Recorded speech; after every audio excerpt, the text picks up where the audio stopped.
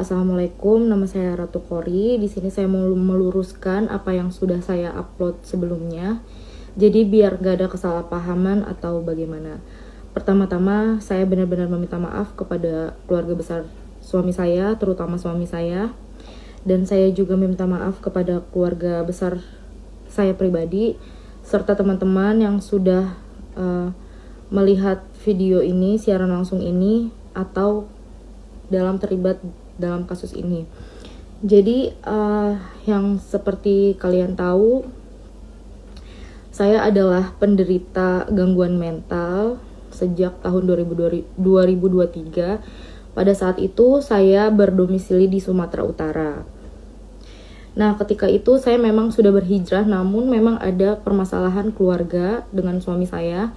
Jadi yang namanya perempuan dan memiliki gangguan mental, saya di situ melihat-lihat ceramah di sosial media. Kemudian saya melihat ceramah yang bersangkutan, yaitu HRA.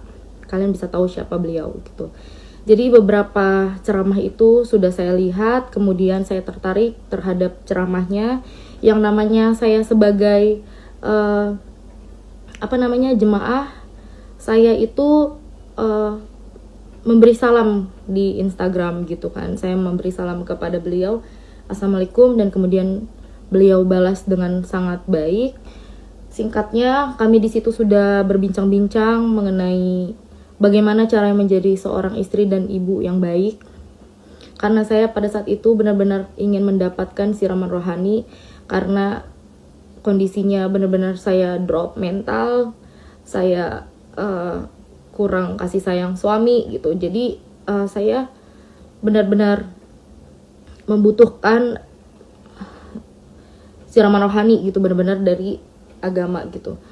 Pada kesempatan itu kami berbincang, HRA pun, beliau pun tahu saya sudah memiliki seorang suami, dan beliau bilang kapan-kapan boleh bertemu sama suaminya juga, tapi itu hanya rencana saja. Kemudian di bulan akhir Mei itu saya itu pulang ke Serang, Banten. Kemudian saya bilang ke beliau, kapan ada kajian di Jakarta, saya mau ikut kajian di Jakarta karena agar membuka pikiran saya juga dan menenangkan hati saya. Beliau bilang nanti di tanggal sekian ada, namun itu bukan jadwal kajian. Dia bilang saya pulang dari kajian di Banjarmasin, kita bisa ketemu, dia bilang seperti itu. Yang namanya jemaah yang benar-benar mengagumi, ya saya karena ada waktu, ya saya menyempatkan diri untuk bersilaturahmi gitu kan. Nah, sebelumnya saya juga memberitahu kepada teman-teman bahwasannya Habib itu tidak memfollow saya, tapi selalu men-stalk Instagram saya gitu. Jadi saya bikin story, beliau selalu melihat gitu. Saya bikin story selalu melihat gitu kan. Jadi memang beliau juga mungkin maksudnya menganggap saya gitu, memang menghargai saya gitu kan. Nah, pada tanggal 9 Juni itu saya bertemu di satu daerah Jakarta. Saya pergi dari Serang sekitar sore dan saya nyampe itu maghrib. Dan saya bilang bahwa saya sudah sampai di restonya. Beliau bilang, ini saya tegaskan, saya luruskan bahwa saya itu pertama kali ketemu beliau itu bukan di kamar hotel. Jadi saya itu ketemunya di restoran. Jadi restorannya itu berada di satu hotel gitu loh. Terus saya berbincang-bincang, saya pikir itu saya bertemunya itu dengan banyak kawan-kawan beliau gitu. Ternyata beliau sendiri, saya pun sendiri gitu kan. Di situ pun kami berbincang-bincang, di situ banyak orang yang melihat juga bahwa kami ngobrol tidak ada penyimpangan sama sekali. Beliau duduknya benar-benar jaraknya jauh dengan saya. Dan situ ada saksinya, pelayan restorannya gitu kan. Sebentar ya teman-teman, saya nggak bacain komentarnya dulu. Nah, kemudian kami berbincang-bincang selama 2 jam. Beliau itu lebih menceritakan tentang dirinya gitu kan, dari nol dia sebelum berkarir sampai di detik saat itu gitu kan. Jadi saya juga banyak mendengarkan kisah-kisah beliau. Saya merasa tertarik juga, saya juga merasa bangga gitu terhadap cerita beliau sampai akhirnya menjadi di titik seperti itu. Kemudian setelah berbincang selama 2 jam itu, Habib menanya kepada saya mau pulang kemana. Kebetulan kan saya dari Serang, Banten, dan saya bilang saya rencana mau tidur di Kramat Jati, tempat kawan saya namanya Milea. Saya bilang seperti itu. Terus beliau bilang nggak usah pulang, nggak usah ke tempat teman kamu atau pulang ke Serang, kasihan jauh, istirahat aja biar saya bukakan kamar di sini. Saya namanya baru baru kenal juga, terus dia adalah seorang Habib. Saya demi Allah saya nggak mau merepotkan beliau. Saya di situ ada sempat penolakan, tidak usah, terima kasih Bib, saya bilang kayak gitu kan. Saya tidur di tempat teman aja, saya juga nggak bawa pakaian ganti, paling nanti minjem baju ke teman saya bilang gitu. Terus beliau bilang nggak apa-apa, nanti saya bukakan kamar barunya. Ya beliau ngomong gitu, saya juga nggak menolak gitu kan, karena memang perjalanan apa sih ini Kak, bukan apa-apa, keluar aja. Abis itu saya ya yang namanya ditawarin kamar, terus ya udah saya gitu kan. Nah akhirnya beliau kasih akses kamarnya itu kepada saya pikir saya terima. Saya pikir kamar itu adalah hak untuk saya pribadi karena beliau sudah ngasih ke saya. Kemudian beliau masuk ke kamarnya, saya juga masuk ke kamar saya. Beberapa menit kemudian itu saya sedang berbincang-bincang di handphone sama keluarga saya, tiba-tiba saya nyeletuk gini, kok bisa masuk? Saya bilang kayak gitu. Ternyata kalian mau tahu, nah Habib itu masuk tanpa ketok terlebih dahulu. Saya di situ shock. Berarti dia memegang satu aksesnya. Berarti ada kan di hotel itu ada yang dapat 2 akses, ada yang cuma 1 akses. Nah di situ ternyata dapat 2. Saya nggak tahu bahwa beliau memegang 1 aksesnya. Saya juga berpikir seperti ini, walaupun saya shock gitu kan. Saya nih nggak tahu nih maksud beliau tanpa ngetok itu apa gitu. Kalau saya di situ posisinya lagi ganti baju, tiba-tiba beliau masuk, gimana perasaan kalian? Pasti shock juga dong. Jadi di situ, tapi di situ untungnya saya nggak lagi ganti baju atau bagaimana ya. Dan saya juga tahu diri itu kamarnya beliau gitu kan, beliau yang bayar gitu. Ketika itu pas beliau masuk ya saya persilahkan bahwa ini bukan sepenuhnya kamar saya. Saya persilahkan beliau untuk duduk di kursi yang berbentuk sofa gitu. Nanti ada fotonya kursi gitu. Beliau duduk di situ, saya duduk di kasur. Saya juga benar-benar menjaga jarak. Saya itu gini ya, walaupun saya senang gitu, walaupun saya sadar diri, saya juga tahu bahwa beliau ini seorang Habib gitu kan. Saya ini benar-benar berkata-kata aja tuh benar-benar di sharing, benar-benar takut gitu, nggak mau yang salah-salah ngomong atau bagaimana. Walaupun beliau bilang santai aja gitu kan, santai aja. Beliau pun ngajak saya ngerokok bareng gitu, santai aja, dia bilang kayak gitu. Ya Bib, saya bilang kayak gitu kan. Nah setelah itu dia bilang lanjutkan obrolannya. Nah waktu di bawah itu kan obrolannya itu lebih ke tentang beliau dari masa zaman dahulunya gitu kan. Nah di sini itu dia bertanya kepada saya, kenapa Kori bisa depresi? Akhirnya saya jelaskan depresi seperti ini. Dan tiba-tiba beliau ngajak saya untuk usaha bareng karena beliau tahu saya sebelumnya memiliki usaha dan itu jalan cukup mulus. Nah jadi saya itu ngasih tahu kan bahwa modalnya sekian Bib gitu kan, penghasilannya sekian. Nah beliau itu benar-benar yang antusias, benar-benar antusias. Saya sebagai orang wanita ya, ini kita jangan membicarakan Habib dulu. Seorang wanita, ada orang baru kenal, tapi orang itunya yang antusias kan kita masih bingung ya, apa ini orang benar gitu kan, apa iya ini orang benar gitu loh. Tapi kan saya juga nggak berpikiran, oh ini nih Habib pasti benar, nggak mungkin terpeleset omongan dia itu, nggak mungkin ada pembohongan dusta keluar dari mulut itu, nggak mungkin gitu. Jadi saya mendengarkan dia. Beberapa kali dia minjem handphone saya untuk mengkalkulasikan gimana itu nanti modalnya itu, dan dia itu bener-bener, kalian tahu nggak, yang antusias banget. Kori, kamu harus buktikan kalau kamu bisa, dia bilang kayak gitu. Jangan stres lagi, kita usaha. Dia tuh tidak ngasih modal cuma-cuma, tapi dia bilang kita usaha bagi hasil begitu. Jadi kan saya juga ya sudah Bib, oke baik gitu kan. Saya juga nggak mungkin saya nggak ada berpikiran macam-macam gitu. Demi Allah nggak ada pikiran macam-macam. Kalau saya mau berpikiran macam-macam, saya di situ udah foto-foto beliau gitu kan. Saya video-video yang saya story-storyin, saya nggak ada. Saya di situ bener-bener dari Serang Banten ke Jakarta itu pure mau sharing tentang agama, tentang apapun itu yang saya mau pertanyakan. Karena saya itu bener-bener manusia yang depresinya parah, depresi akut. Saya sampai minum obat penenang yang dosisnya besar. Jadi sekali lagi saya tidak ada niat apapun kepada Habib. Saya juga berpikir bahwa dia adalah seseorang yang baik.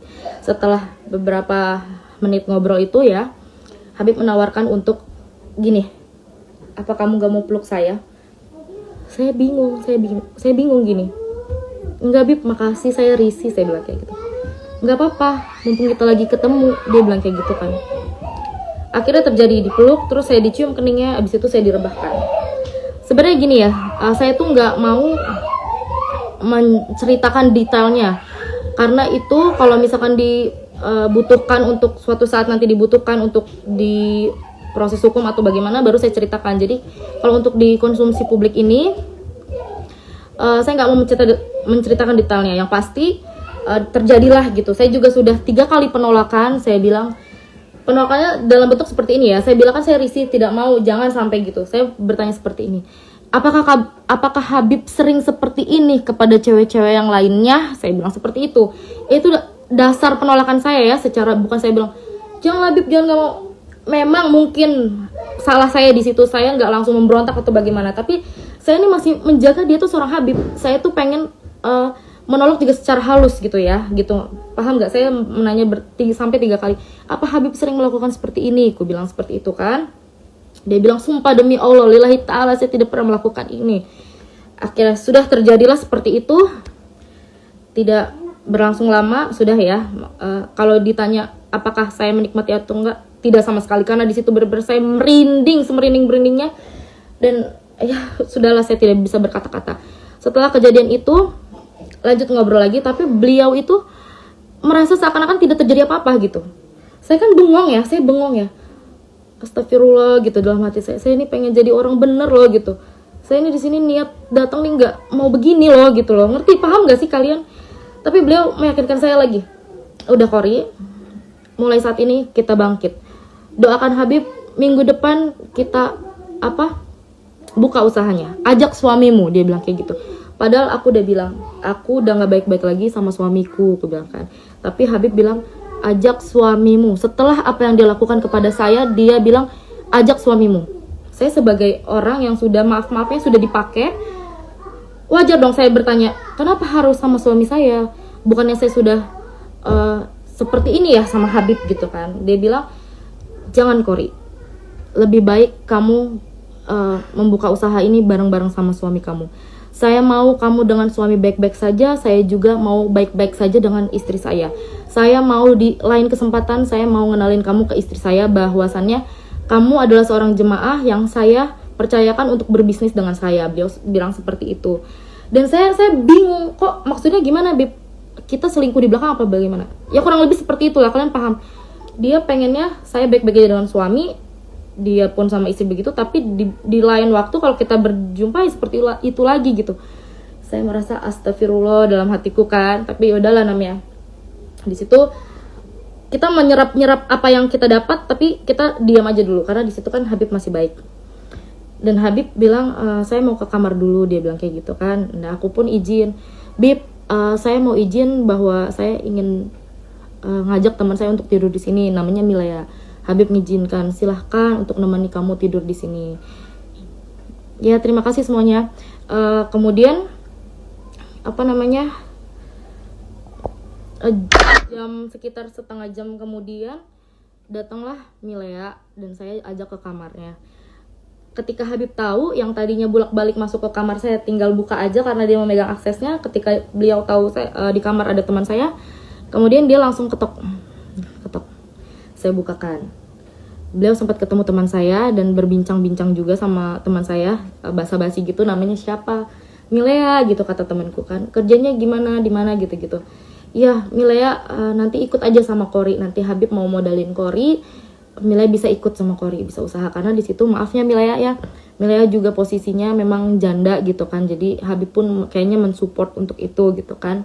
Nah, setelah itu beliau berpamitan untuk pulang balik lagi ke kamarnya. Malam itu beliau pulang ke Kuningan dan saya juga mempersilahkan. Jadi malam itu sudah selesai gitu, Nah, setelah itu besoknya demi Allah Rasulullah saya merasa bersalah.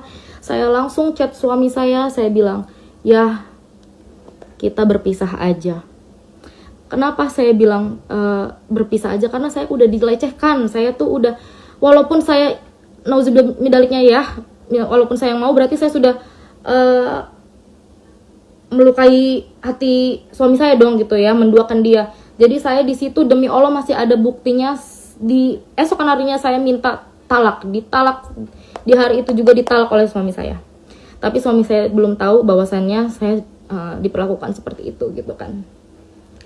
Esokan harinya Habib masih ngechat saya gitu. Dia pun selalu ngomongnya gini loh.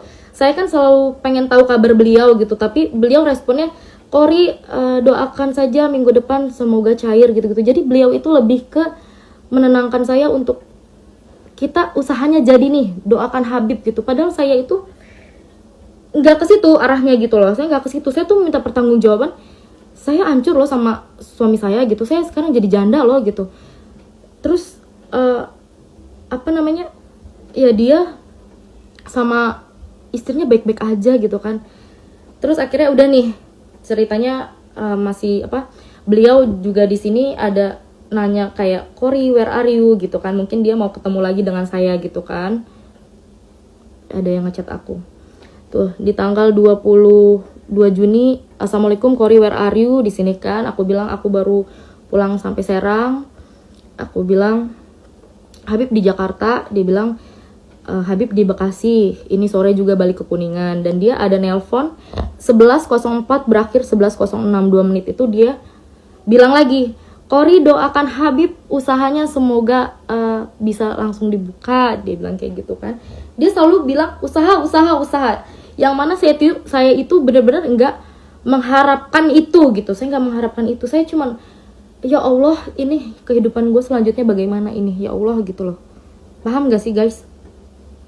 Di tanggal 25 Juni dia bilang, "Assalamualaikum Kori, Habib boleh minta nomor rekeningnya? Insya Allah pulang dari Banjarmasin udah boleh mulai, insya Allah doain aja ya." Tuh, lagi-lagi untuk usaha, ya udah gitu kan. Kalau dia memang ada niat untuk bertanggung jawab, ibaratnya gini, saya sudah menjandakan seorang perempuan, saya akan bertanggung jawab untuk kasih modal. Mungkin itu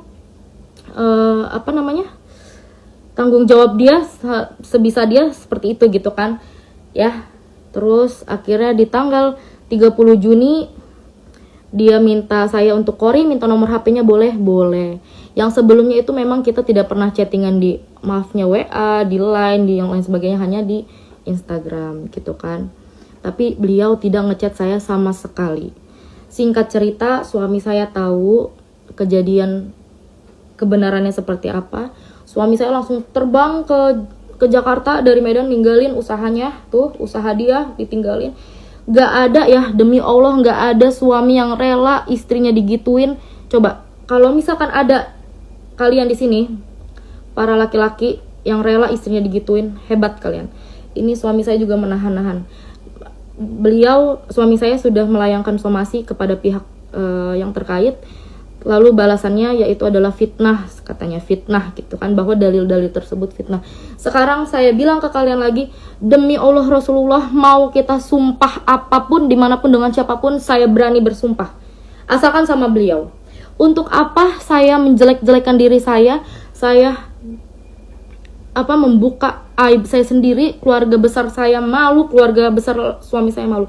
Saya di sini cuma pengen keadilan dan pengen gini loh, gak mau ada korban selanjutnya gitu. Karena sebelumnya Habib juga bilang bahwa dia pernah check in sama janda, dia kasih uang susu untuk anaknya gitu, tapi janda itu malah ngerekam video dan nge-share ke teman-temannya, "Gua nih diajak check in sama Habib." Nah gitu. Saya berpikir, berarti bukan cuman saya doang ya setelah kejadian itu, berarti bukan cuman gua doang ya yang diajak check in. Terus itu baru satu yang dia bilang, dia speak up. Yang lain-lainnya kita nggak tahu. Dan dia pun bilang, dulu itu saya itu terkenalnya sebagai Rifki Bule di Jakarta ini. Siapa yang nggak kenal? Setiap tempat clubbing saya masukin itu. Jadi sekarang kita bukan cerita lagi masa lalu ya. Saya juga pendosa masa lalu saya. Kalian juga kurang lebihnya tahu saya itu masa lalunya seperti apa, kalian tahu. Tapi di sini masa depan, kejadian hari itu, saya orang yang pengen benar-benar hijrah. Beliau adalah seorang alim ulama tapi melakukan seperti itu. Kalau misalkan ada nih di komen tadi, terus ohnya kenapa mau kan punya suami. Kenapa? Kan gue bilang gue mau pulang nggak boleh dibukain kamar. Gue pikir kamar itu adalah hak pribadi untuk gue, ternyata dia megang satu aksesnya. Di situ kalian udah mikir ada kejahatan apa, ada niat apa yang dia mau lakukan untuk dia megang satu aksesnya itu. Harusnya kalau dia sopan dia ketuk dulu. Ya dari situ aja gue nggak tahu niat dia itu apa. Terus kedua ada yang bilang apa lagi tadi? Pokoknya ada yang bilang kenapa mau gitu kan bacaan seorang gini. Kalau dia adalah lelaki biasa, seumpamanya kalian laki biasa terus maaf-maafnya melecehkan, mungkin sudah selesai, bisa baku hantam sama laki gue selesai. Ini adalah seorang alim ulama yang benar-benar tahu agama, yang dia bilang bahwa perzinahan itu adalah dosa besar gitu kan, apalagi masing-masing punya pasangan gitu ya. Beliau lah yang lebih tahu itu hukumnya seperti apa. Mau ada 1000 perempuan yang gak berbusana di depan dia, kalau memang dia itu adalah benar-benar seorang habib atau alim ulama, dia kasih pakaian, pulang, saya kasih uang, pulang, gak mungkin dipakai. Dan ini di situ ya posisinya gue demi Allah gak memulai duluan, dia yang memulai duluan. Nanti kalian bisa cek ulang lagi siaran ulang ini gimana ceritanya. Nah setelah itu kita diemin gitu kan, kita diemin, laki gue diemin, tanya jawabnya nanti dulu ya sayang ya. Akhirnya pada tanggal 8 September kemarin, saya mau semuanya itu pakai secara tenang, damai gitu. Saya ngechat, sorry. Waktu pas kejadian itu, pas laki saya kesel itu, memang laki saya itu katanya sempat ngechat istrinya gitu kan. Akhirnya Habib itu ngechat saya panjang lebar, yang tadinya beliau pernah minta nomor WA saya, tapi sekata pun dia tidak mengirimkan pesan kepada WA saya. Ketika laki saya udah ngasih tahu ke bininya itu, ke istrinya, dia nelponin saya panjang lebar. Dia berkata-kata, suami kamu DM istri Habib begini. Maksud saya, jadi WA saya itu cuman diperlukan saat itu aja. Yang sebelumnya dia sudah save, sudah lama gitu kan. Jadi sudah ya, masalah WA itu, masalah yang lainnya sudah selesai. Tanggal 8 September saya ngechat adminnya. Saya bilang saya mau menyelesaikan permasalahan ini, karena bagaimanapun juga saya itu yang benar-benar dirugikan. Sampai detik ini saya nggak dapat nafkah dari suami saya. Anak-anak saya itu saya yang nafkahin, saya yang cari uang sendiri. Tapi Habib sampai detik ini dia masih ceramah di mana-mana gitu, orang percaya sama dia gitu. Dia masih baik-baik aja sama istrinya. Nggak bisa di tag Rizka Sahab itu udah ngeblok aku, jadi dia nggak bisa ngelihat postingan aku ataupun siaran langsung aku ya beb.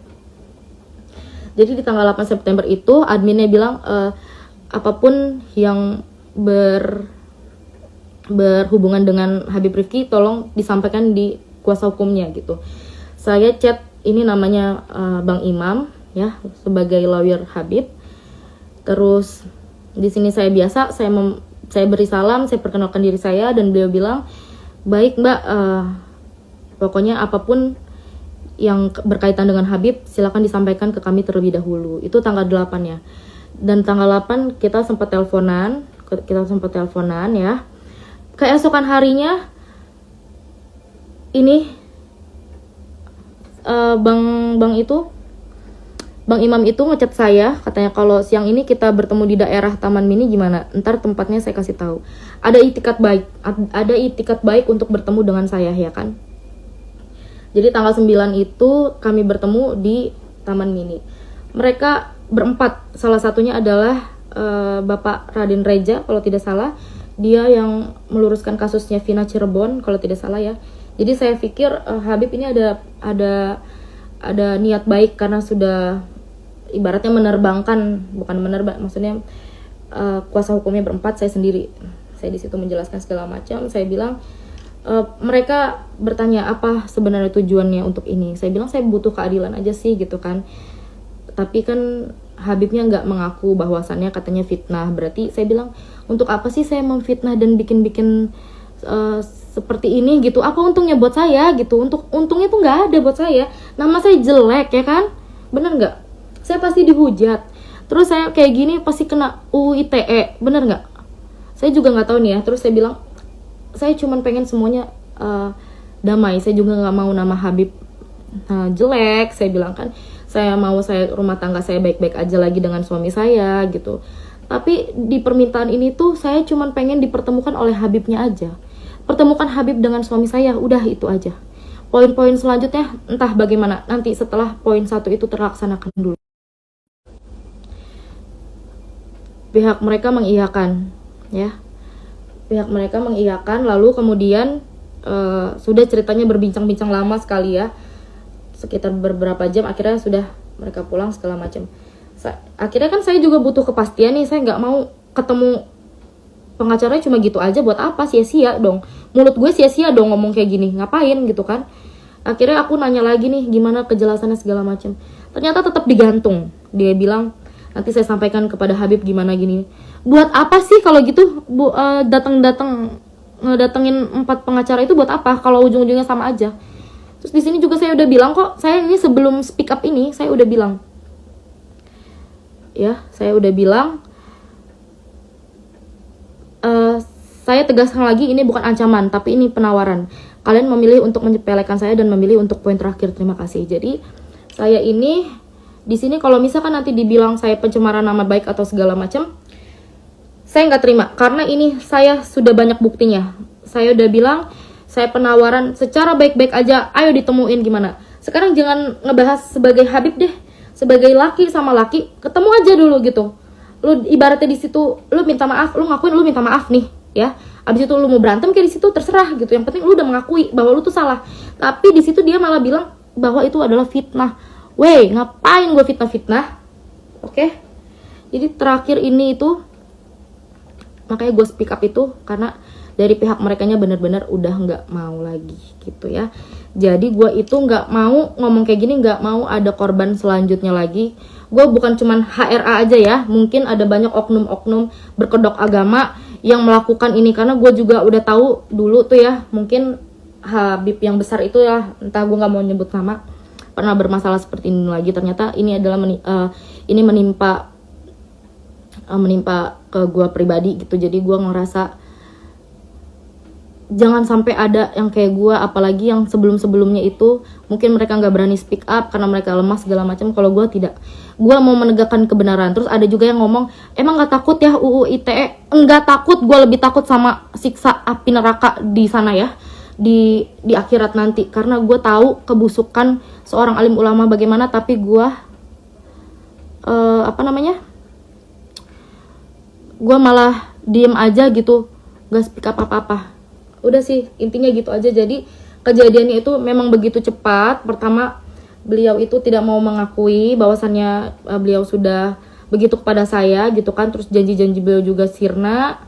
Terus, Kak maaf ketinggalan, emang ketemu di hotel Habib yang ngajak, apa emang kakak minta pengobatan gitu, ngajak mediasi di hotel? Nggak ada, lu dengerin siaran langsung gue, makanya ini mau gue taruh kan, mending aku Habib dibanding aku Nabi. Bukan alim ulama, dia dukun kelamin. Yang nggak tahu terserah kalian. Yang penting itu gua sudah menjelaskan sedetail-detailnya, sejujur-jujurnya. Tapi ada beberapa hal yang memang gua tidak sampaikan karena itu adalah privacy dalam arti ketika nanti akan dibutuhkan untuk di pengadilan atau di urusan hukum nanti baru gua jelaskan gitu kan, apa aja, bagaimana ciri-cirinya dia, bagaimana kejadiannya itu detailnya seperti apa, itu akan dijelaskan. Itu biarkan, itu adalah urusan saya dengan nanti selanjutnya ya.